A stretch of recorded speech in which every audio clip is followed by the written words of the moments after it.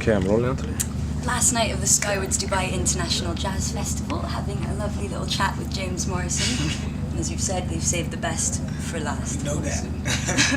So how does it feel to be back here in Dubai again? Good. I've been excited to come back for a while because the last time I was here was a really good gig and we had a really nice couple of days out here that have stuck in my mind quite a lot. So yeah, we had a lovely day on the beach and went snowboarding. So yeah, I've been looking forward to coming back for a while. To get asked back again is always good. So This is it, you've got a really big following here. yeah, I was quite surprised actually. I didn't know that many people knew who I was out here. So yeah, it's good.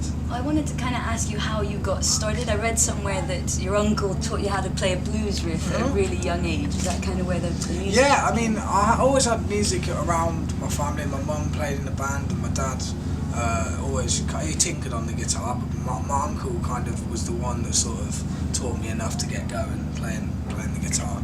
But yeah, music has always been around my family, so it was quite a natural sort of thing to do. But yeah, my uncle, he just taught me a little blues thing. That was enough really to get me started. Just hooked on. And then when was kind of like the point where you actually said, screw it, I'm going to do this for a living, I'm going to just go for it? Probably when I was about 16. I was doing at least like 4 or 5 gigs a week in the summer with my little band that we got together in school. And it was at that point really that I realised, yeah, I could quite easily do this for a living. Yeah, it was that point when I could see that it was working and people were liking what I was doing. It was at that moment really that I kind of thought, yeah, this is what I want to do. It's really bang. And of course now your third album, The Awakening, has been really well received, and you've said it's a lot more personal for you. How kind of long did it take you to write? About a year and a half. Yeah, I mean, it was a weird thing because I started writing a load of songs, and then there was a couple of things like The Awakening, the Slaves to Music, and Up that kind of from that period of time that was still really, I was pleased with the songs. But then I lost my dad, so I had to kind of start again mentally really, because I was in a completely different place after that. So I had to kind of figure a way of writing about it without it being too painful.